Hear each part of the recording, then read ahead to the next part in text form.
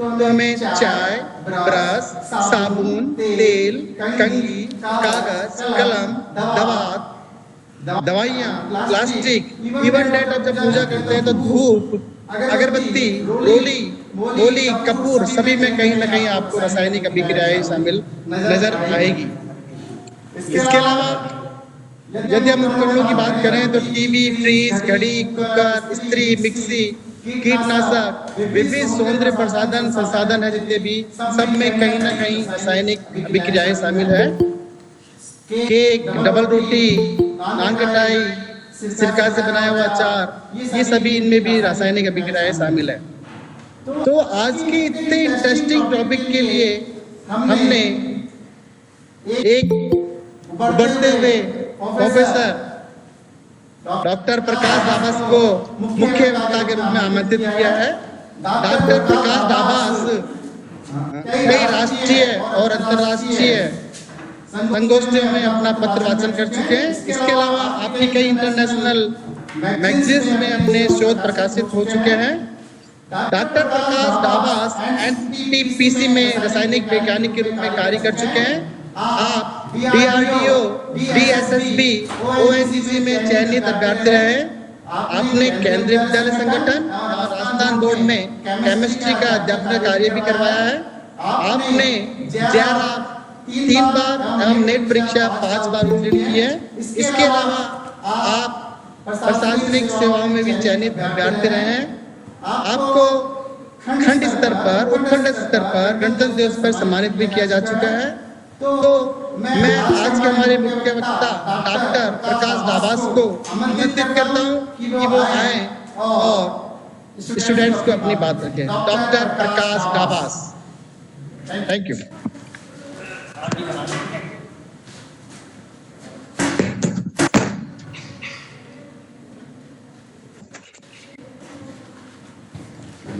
धन्यवाद sir.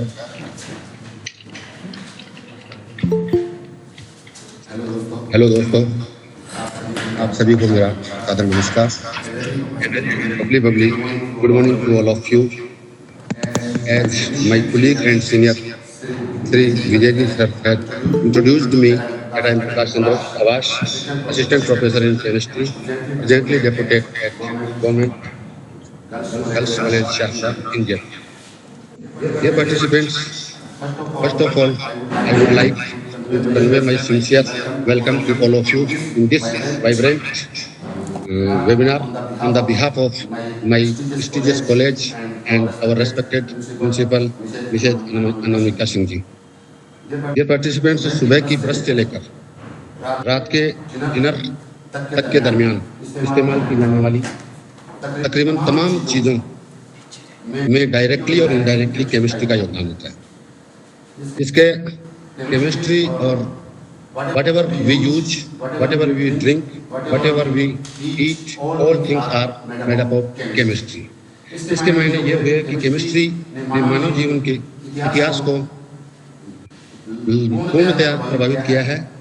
Chemistry और chemistry के सिपह सालारों के अथक प्रयासों के कारण दैनिक जीवन हमारा जो है वो बहुत अधिक मात्रा में सुगम बना है।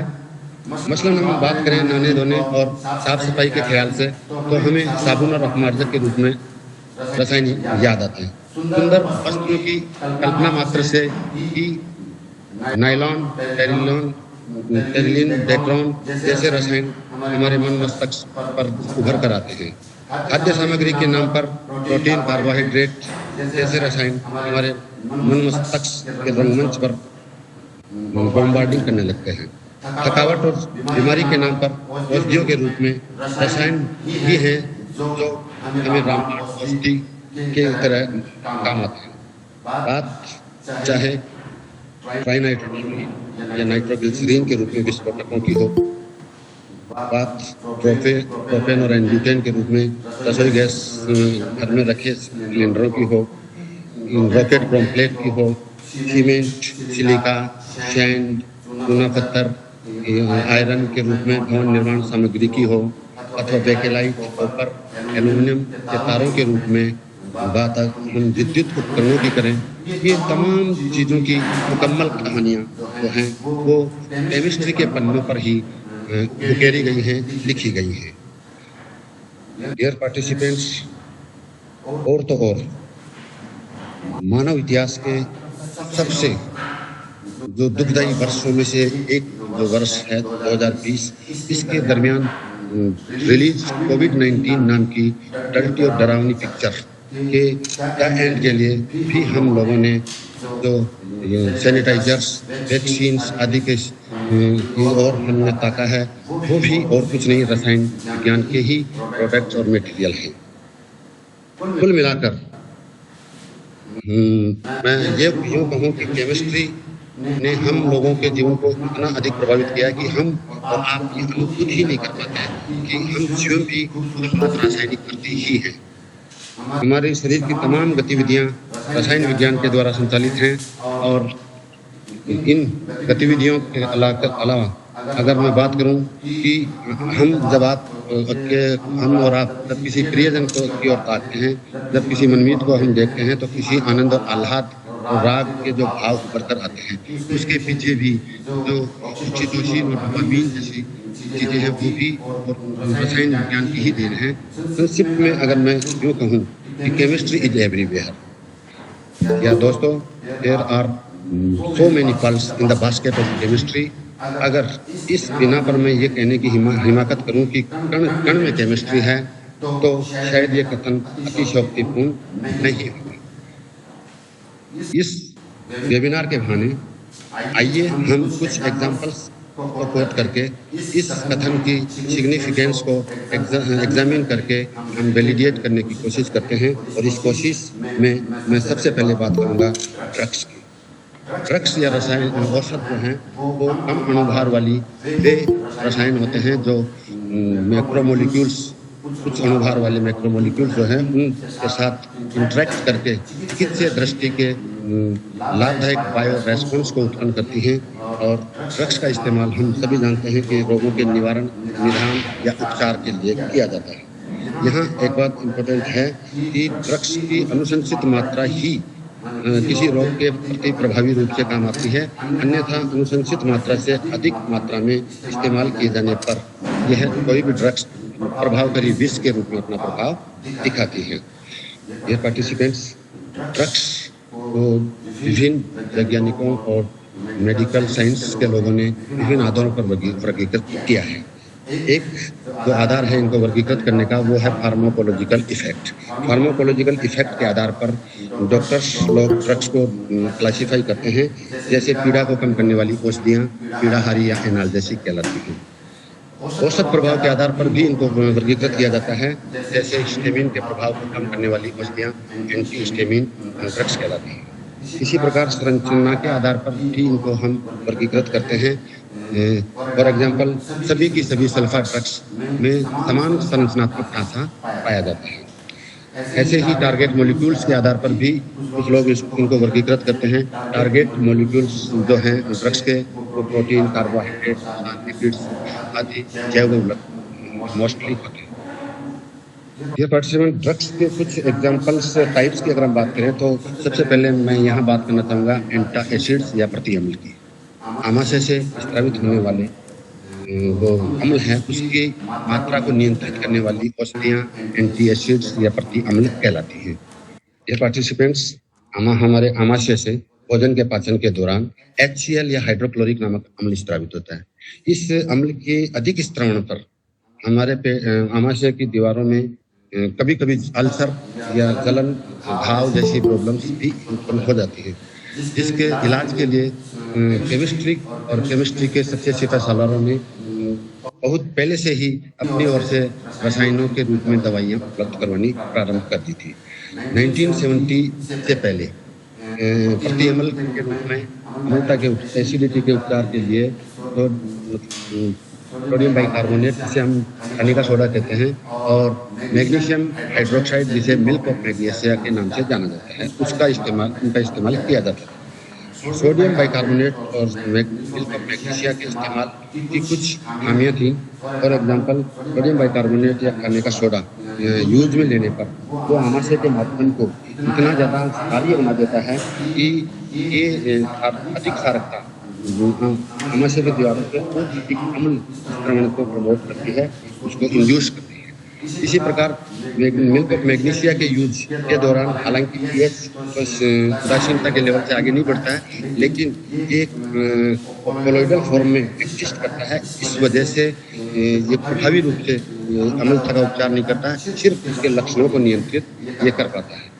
ये पार्टिसिपेंट्स अति अम्ल के लिए के रूप में 1970 के बाद में जिन ड्रग्स का इस्तेमाल और निर्माण होने लगा वो है सिमेटिडीन, रेनिटिडीन को हम मार्केट में जेनटेक के नाम से जानते हैं। और रोचक बात यह है कि जेनिटिडीन के निर्माण से जेनटेक के निर्माण से पहले सिमेटिडीन औषधि थी, वो संसार की सर्वाधिक मात्रा में बिकने वाली औषधि के रूप में जानी जाती थी।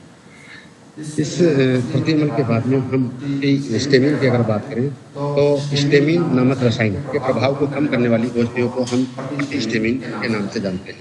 स्टेमिन जो है वो हमारे शरीर में उपस्थित वो पदार्थ होता है, एक वैसोडाइलेटर होता है जो ब्रोंकियोल्स श्वसन नलिकाएं हैं और आहार नाल की पेशियों को संकुचित करता है। ये ब्लड प्रेशर नरम होता है और ये स्टेमिन है, उसके कारण से ही जुकाम के दौरान नासिका संकुलन या पराग कणों जैसी एलर्जी भी होती है। इस एलर्जी कारक स्टेमिन को कम करने के प्रभाव को कम करने के लिए जिन ड्रग्स का मोस्टली इस्तेमाल किया जाता है उनमें ब्रोमफेनारामीन और टरफेनाडिन प्रमुख हैं। ब्रोमफेनारामीन को हम डाइमेटेप के नाम से भी जानते हैं और टरफेनाडिन को सेल्डेन के नाम से भी मार्केट में हम लोग जानते हैं। प्रति अम्लों के बाद में हम जिस ड्रग्स के बारे में चर्चा यहाँ करना चाहेंगे वो नर्वस सिस्टम को प्रभावित करने वाली औषधियाँ हैं। तंत्रिका तंत्र को प्रभावित करने वाली औषधियों को हम लोग मुख्य रूप से दो सब वर्गों या सब क्लासेज में डिवाइड कर सकते हैं। एक वर्ग है प्रशांतक, दूसरा इनका वर्ग है पीड़ाहारी। प्रशांतक जो औषधियाँ हैं वो वे रसायन होती हैं जो मानसिक चिंता, अवसाद या तनाव को दूर करने में काम आती है। ये कैसे काम करती है अगर इसकी बात करें तो हमारे शरीर में जो नॉरएड्रेनालिन नामक हार्मोन है उसको इनको कम करने वाले एंजाइम के को ये संदमित कर देती है ताकि नॉरएड्रेनालिन का जो सेक्रेशन है वो शरीर में बढ़ता है और इससे हमें तनाव, चिंता से रिलीफ मिलता है, आराम मिलता है। ये पार्टिसिपेंट्स प्रशांतकों के एग्जाम्पल्स की अगर हम बात करें तो क्लोरोडाइजेपेप्टाइड और नेट्रेबेट नामक जो औषधियाँ हैं वो मंद तनाव के काम आने वाली मंद प्रशांतक मानी जाती है। इसी प्रकार अति तनाव के केस में इक्वेनिल जैसी औषधियाँ भी हम इस्तेमाल करते हैं। इसके अतिरिक्त बारबिट्यूरिक अम्ल एक रसायन है जिसके डेरिवेटिव्स को हम बारबिट्यूरेट्स के नाम से जानते हैं। इनको भी प्रशांतक के रूप में इस्तेमाल किया जाता है। ये निद्राकारी होते हैं और नींद की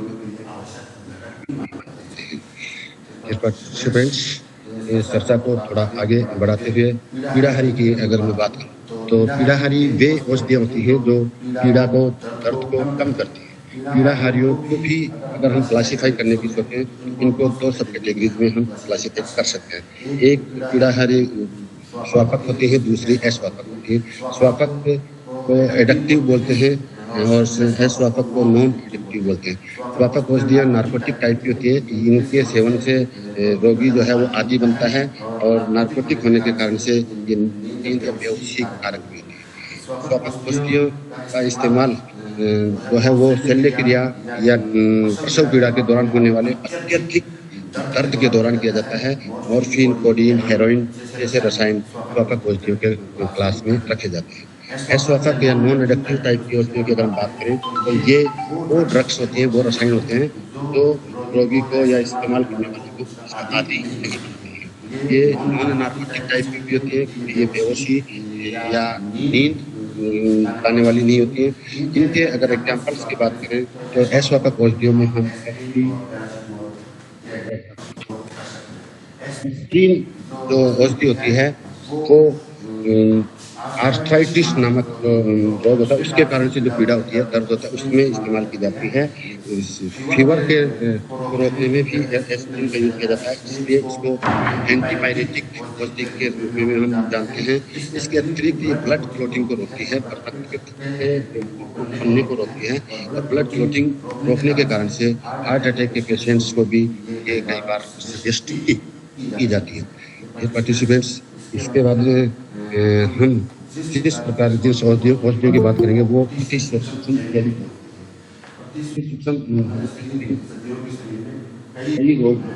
जो सूक्ष्म जीवों के द्वारा होते हैं।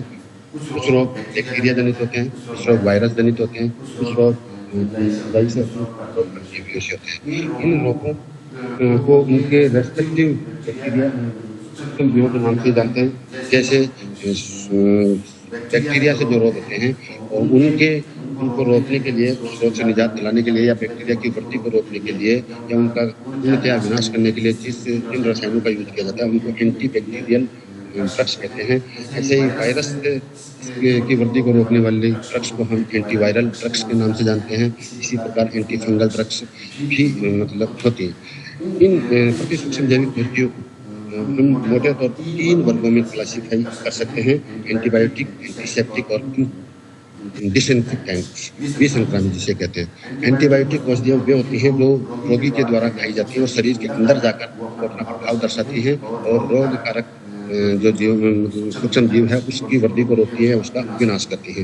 एंटीबायोटिक औषधियों की अगर हम बात करें, पेनिसिलिन, क्लोराम्फेनिकोल, एजिथ्रोमाइसिन, टेट्रासाइक्लिन इत्यादि जो औषधि हैं वो हमारे एंटीबायोटिक्स के नाम से जाने जाते हैं।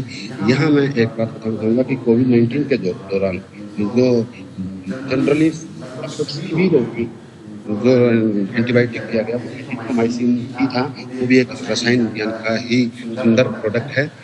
इसी प्रकार एंटीसेप्टिक की अगर हम बात करें, प्रतिरोधी की अगर हम बात करें, तो ये वो प्रतिसूक्ष्म जैविक औषधियाँ होती हैं जिनको खाया नहीं जाता, बल्कि वो सूक्ष्म जीवों की रहने के स्थान जैसे सजीव कल्पा, घाव या कटे हुए स्थान आदि पर उनको लगाया जाता है।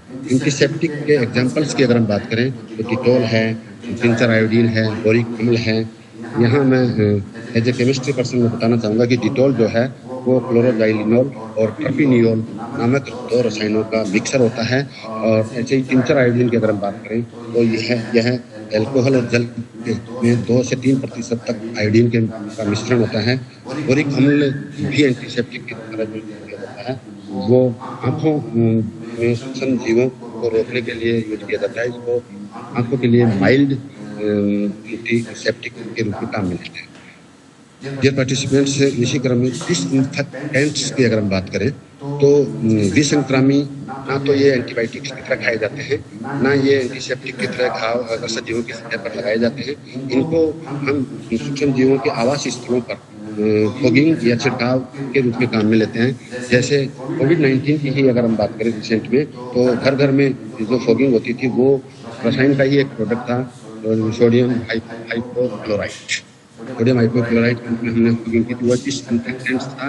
इसी प्रकार डिसइंफेक्टेंट को नालियों में, फर्श पर, मशीनों पर भी छिड़काव किया जाता है। और एक यहाँ इम्पोर्टेंट बात मैं बताना चाहूँगा कि डिसइंफेक्टेंट और एंटीसेप्टिक के रूप में कोई भी पदार्थ, रासायनिक पदार्थ कंसंट्रेशन लेवल चेंज करने पर ही काम आ सकता है।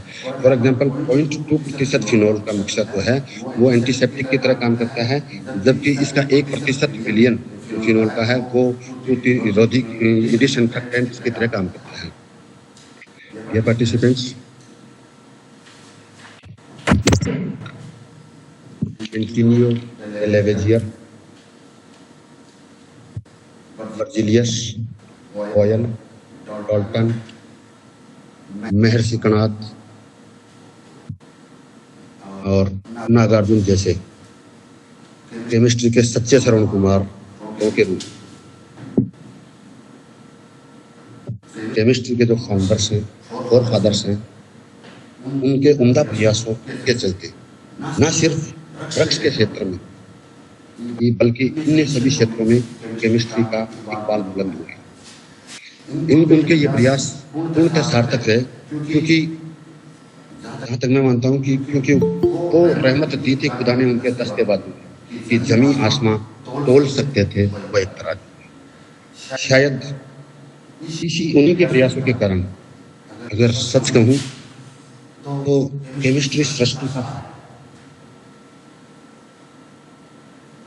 सृष्टि का सार है। अगर इस बात को और वेरीफाई करना हम और आगे तक ले जाएं और केमिस्ट्री के और प्रोडक्ट्स की हम बात करें तो केमिकल्स इन फूड को हम यहाँ कोट करना चाहेंगे।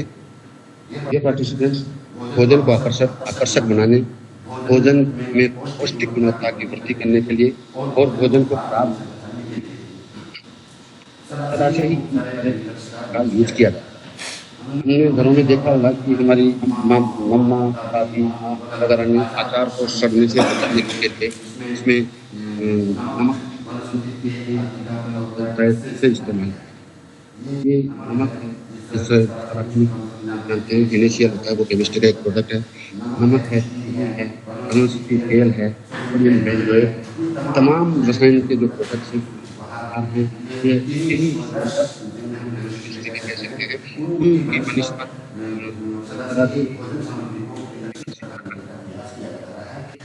केमिकल्स को हम फूड प्रिजर्वेंट्स के नाम से जानते हैं। इसके अतिरिक्त मधुमेह के रोगियों के जब डॉक्टर्स ने मीठा ग्लूकोज के निगम दिया तो यहाँ पर भी इन लोगों की संकट को दूर करने केमिस्ट्री ने ही इनिशिएटिव लेते हुए कुछ ऐसे रसायनों का इजाद किया जिनको डॉक्टर्स लोग मधु इस्तेमाल करने के लिए दे सकते थे, क्योंकि ये बिना कैलोरी बढ़ाए भोजन को मिठास प्रदान करते हैं।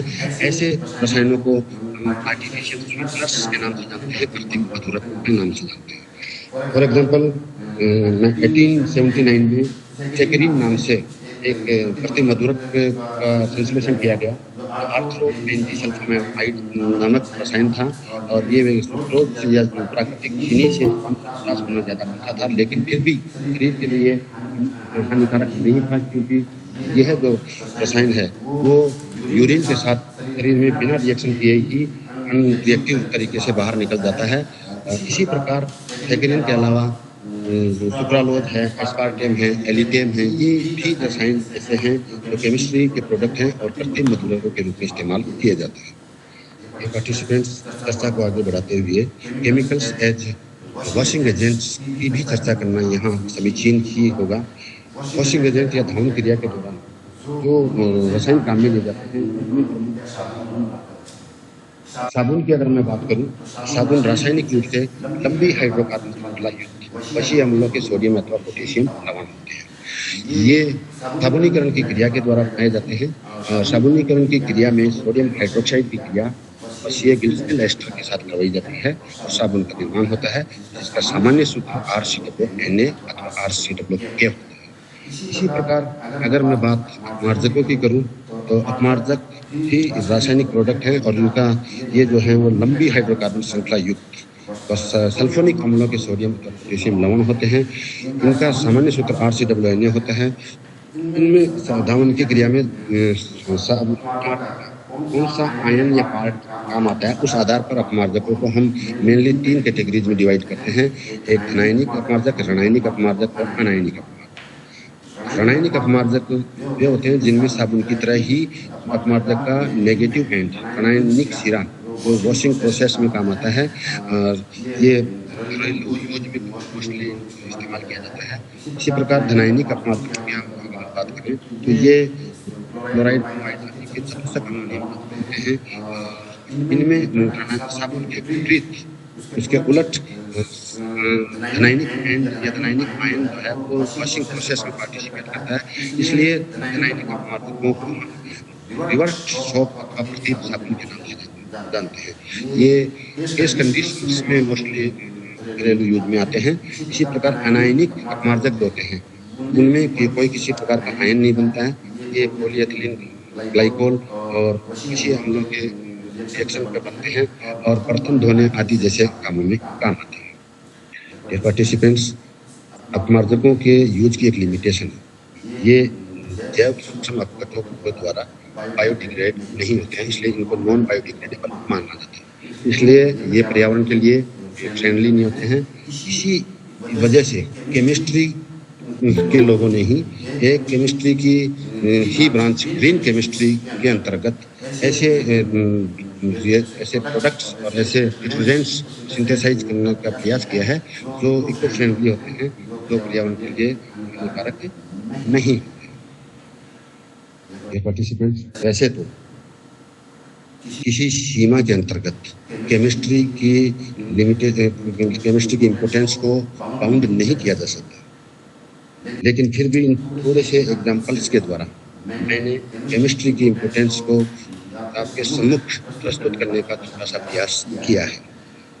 इस प्रयास के पीछे मेरा मंतव्य ये था कि हम सभी लोगों ने साइंटिफिक एक नज़रिया, साइंटिफिक अप्रोच डेवलप, क्योंकि साइंटिफिक अप्रोच न सिर्फ हमें तार्किक बनाती है बल्कि हमारी सोच के दायरे को बढ़ाती है, हमें ब्रॉड माइंडेड बनाती है, जो कभी कभार लाइफ में अंधविश्वासों के चलते होने वाली ठगी से भी बचाने के लिए बहुत काम आती है।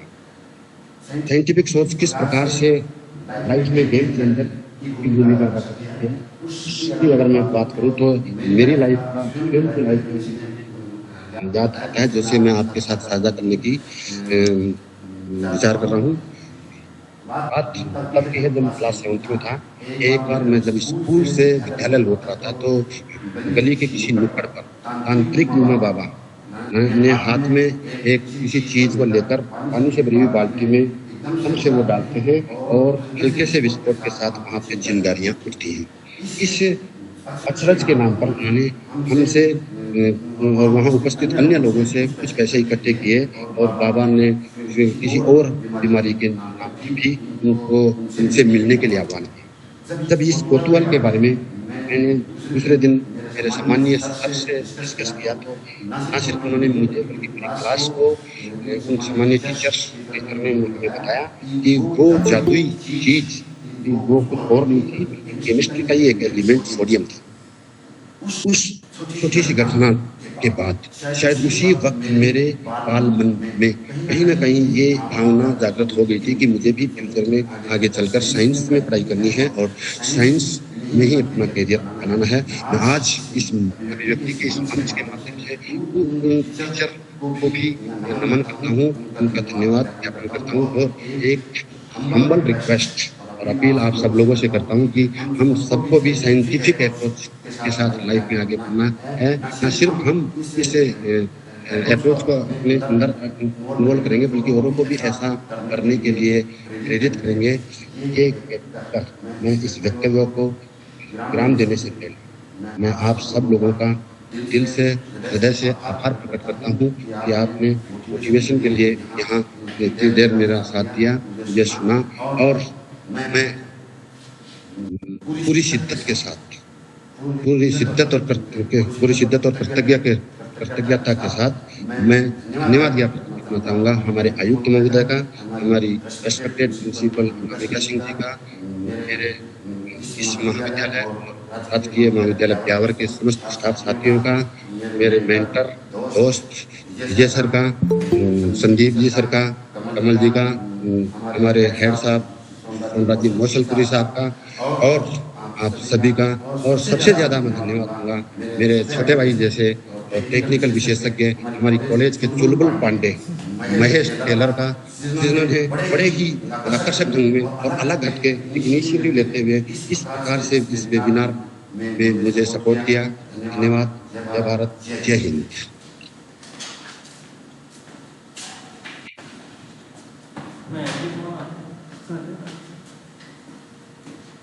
Thank you Prakash ji. Doctor Prakash ने रसायन को रामबाण औषधि कहा है। आपने बताया कि रसायन विज्ञान जीवन के हर क्षेत्र में मौजूद है। आपने ये बताने का प्रयास किया कि जो मानव का जीवन है वो भी एक रासायनिक क्रिया ही है। जीवन के जन्म से लेकर मृत्यु तक कहीं ना कहीं रसायन विज्ञान का महत्वपूर्ण योगदान है। आपने बताया कि रसायन विज्ञान कण कण में व्याप्त है, प्रकृति के कण कण में व्याप्त है, हर जगह व्याप्त है। आपने अपने व्याख्यान में विशेष रूप से दवाइयों का विस्तृत रूप से वर्णन किया है। निश्चित रूप से ये वेबिनार आप सभी के लिए बहुत उपयोगी होगा। मैं आप सभी प्रतिभागियों को आमंत्रित करता हूँ कि वो रसायन से संबंधित कोई भी प्रश्न डॉक्टर प्रकाश दाबास से कर सके। डॉक्टर प्रकाश दाबास आपका निश्चित रूप से संतुष्टिपूर्ण जवाब देंगे। We are waiting for your questions. Please ask any questions. Sir mike on है, प्लीज माइक ऑन करें। सुरेश जाने wanted to ask a question. Please on the mike off Suresh Javed ji, doctor Suresh Javed ji. Thank you Suresh ji, are acting the mike. Just a minute please.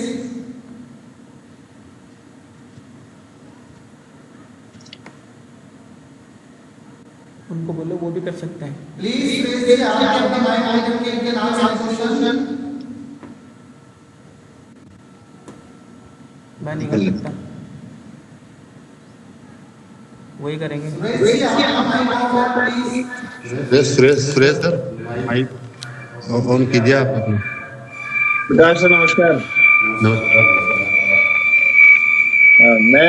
मैं थोड़ा सा आपसे ये जानना चाहूँगा कि रंगों के बारे में भी आप थोड़ा सा रासायनिक दृष्टि से प्रकाश डालें तो मुझे थोड़ा और जानने में मदद मिलेगी। बिल्कुल सुरेश जी, मुझे बहुत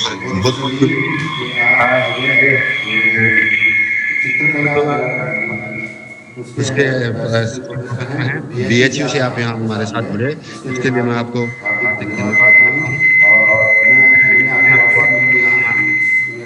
पहले से है और देखिए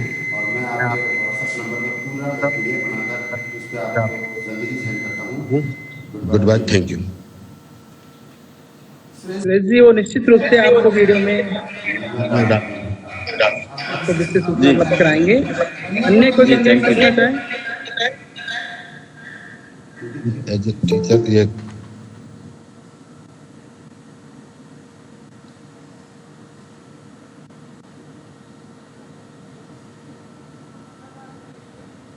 मैं आपको यहाँ सूचित करना चाहता हूँ कि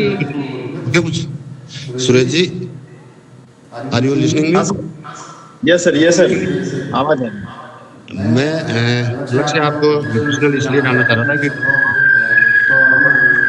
चित्रकला के फील्ड के लिए, लेकिन फिर भी मैं और लोगों को इसमें बेनिफिट मिले इसलिए बताना चाहूँगा कि किसी भी वस्तु के कलर के लिए जो है वो केमिस्ट्री के और उन्हें क्रोमोफोर के नाम और क्रोमोफोर के रूप में है। सर ये दो डिवाइस एक साथ काम कर रहे हैं इसलिए ये लिंक हो रहा है। एक डिवाइस को आप यूज करने को एब्जॉर्ब करता है और उसका इम्प्लीमेंट और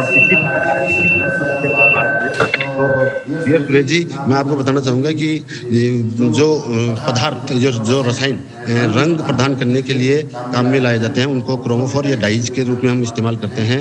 मैलेकाइट ग्रीन वगैरह आपने खूब सुना है। और इसी प्रकार कुछ सब्सटेंस ऐसे होते हैं जो स्वयं रंग प्रदान नहीं करते हैं लेकिन वो रंग की इंटेंसिटी को बढ़ा देते हैं। ऐसे केमिकल सब्सटेंस जो कलर की इंटेंसिटी को बढ़ाते हैं उसे हम क्रोमोफोर के बजाय ऑक्सोक्रोम के नाम से जानते हैं। और किसी भी केमिकल सब्सटेंस के लिए ऑक्सोक्रोम के रूप में कार्य करने की जो कंडीशन है वो मेन कंडीशन ये है कि उसमें लोन पेयर होना प्रेजेंट होना चाहिए। तो डबल बॉन्ड का अगर प्रेजेंट है तो that means it will be work as chromophore. और chromophore are those groups which are responsible to give color to any substance, and oxochromes are those substances which have lone pairs of electrons and they themselves does not give the color to any substance, but they enhance the intensity of the color to any chromophore. Have you got it? इसके साथ में एक अलग से PDF बना के डालता हूँ, वो पर्टिकुलर काम आ सकती है शायद। जी बहुत जरूरी। निश्चित रूप से सुरेश जी को अपने क्वेश्चन का जवाब मिल गया होगा। और भी कोई कैंडिडेट पूछना चाहे कोई question, we are waiting for your question. Is a question session.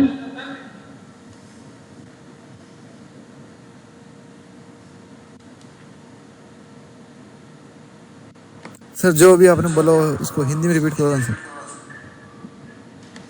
जो कैंडिडेट अपना माइक ऑन कर ले प्लीज, और माइक ऑन करके अपने सवाल पूछ सकते हैं प्लीज। अच्छा, हाँ बिल्कुल।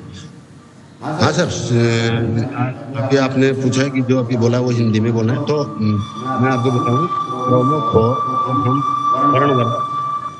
वर्णक कहते हैं और ऑक्सोक्रोम को हम वर्णवर्धक कहते हैं। वर्धक मीन्स बढ़ाने वाला, जो वर्ण या कलर को बढ़ाते हैं उन पदार्थों को हम वर्णवर्धक कहते हैं। ऑक्सोक्रोम को इंग्लिश में कहा जाता है। और वर्णवर्धक के लिए काम करने के लिए कोई भी सब्सटेंस या केमिकल कंडीशन, जो केमिस्ट्री की भाषा में उसकी कंडीशन की अगर हम बात करें, तो उसमें इलेक्ट्रॉनों का एक ऐसा पेयर या जोड़ा उपस्थित होना चाहिए जो कि रिएक्टिव नहीं होता, रिएक्शन बॉन्ड बनाने में काम नहीं आता है। उसको नॉन बॉन्डिंग या अनपेयर्ड इलेक्ट्रॉन के नाम से जानते हैं, अनाबंदी इलेक्ट्रॉन युग्म उसको हम कहते हैं। इसी प्रकार वर्णक जो होते हैं, जो क्रोमोफोर होते हैं, वो रंग के लिए उत्तरदायी समूह को बोलते हैं। और रंग के लिए उत्तरदायी समूह की अगर केमिस्ट्री की सेंस में अगर बात करें, तो किसी भी कार्बनिक यौगिक में अगर दो बॉन्ड हैं, द्विबंध हैं, तो वो द्विबंध वाला यौगिक क्रोमोफोर या वर्ण प्रदान करने वाले ग्रुप का काम कर सकता है। ऐसा इसलिए होता है क्योंकि हमारे जो विद्युत चुम्बकीय विकिरण है उसका एक पार्ट होता है दृश्य क्षेत्र, जिसमें 4000 से 7000 एंगस्ट्रॉम वाली या तरंग दैर्ध्य वाली जो विकिरण होती है, उनको अगर कोई चीज़ एब्जॉर्ब करती है, और डबल बॉन्ड वाले जो वर्ण क्रोमोफोर होते हैं वो दृश्य क्षेत्र से विकिरणों का अवशोषण करते हैं। इसी कारण उसका कप्लीमेंट्री या पूरक रंग हमें दिखाई देता है, और इसी कारण वो रंग प्रदान कर सकती है। इनको हम वर्णक कहते हैं। वर्ण देने वाले समूह को वर्णक, और वर्ण के या कलर को बढ़ाने वाले समूह को वर्णवर्धक कहते हैं, जिसे हम इंग्लिश में हमने ऑक्सोक्रोम कहा। ठीक है सर? ठीक सर। Thank you sir. Mahesh ji, someone want to ask question, mike on करने के लिए रिक्वेस्टिंग इज देयर, प्लीज देखिए अपना, आप अपना माइक ऑन करके भी सवाल पूछ सकते हैं। We are waiting for your question.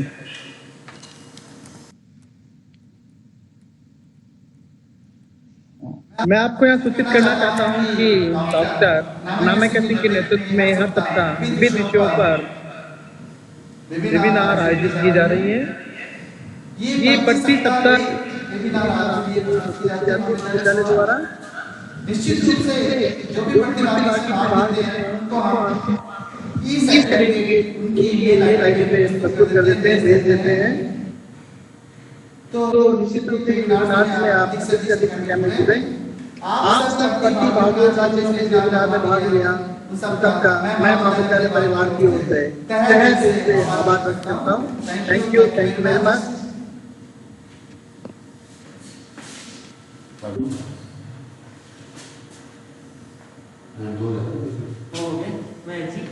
बंद कर ले।